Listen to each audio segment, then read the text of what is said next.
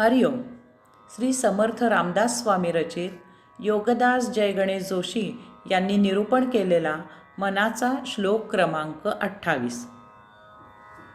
दीनानाथ हा राम कोदंडधारी, पुढे देखता काळ पोटी थरारी. मना वाक्य नेमस्त हे सत्यमानी, नुपेक्षी कदा रामदासाभिमानी.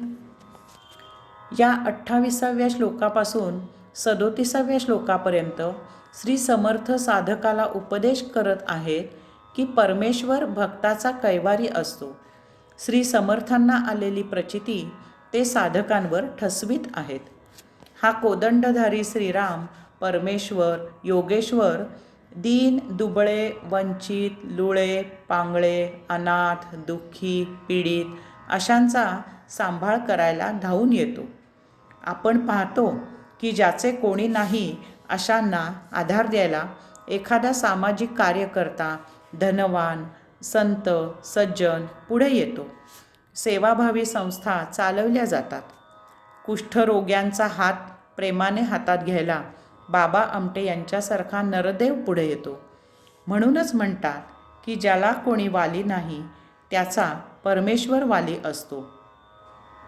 येथे प्रश्न निर्माण होतो की परमेश्वर असे दीन दुबळे वंचित लोक निर्माणच कसा होऊ देतो? अशा लोकांची दुःखे परमेश्वर कृपा दृष्टिक्षेप टाकून क्षणात नाहीशी का करत नाही? याचे उत्तर आहे कर्मसंचय. या लोकांचे हे भोग आहेत आणि ते त्यांना भोगावेच लागतात.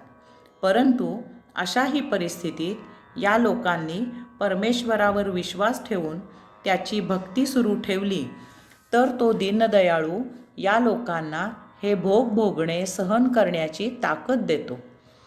परमेश्वर इच्छेने एकेकाचे आयुष्य मृत्यूदेव संपवत असतो. श्री समर्थ येथे सांगत आहेत की मृत्यूदेव परमेश्वरापुढे थरथर कापतो. याचा अर्थ असा आहे की या दीन दुबळ्या लोकांकडे आपण पाहिले तर आपल्याला मोठा अचंबा वाटतो की हे लोक अशा परिस्थितीत जीवित कसे राहू शकतात.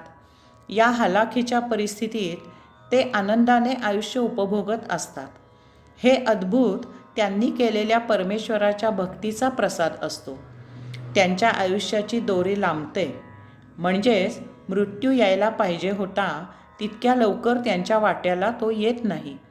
हेच ते मृत्यूचे परमेश्वराला थरथर कापणे असते.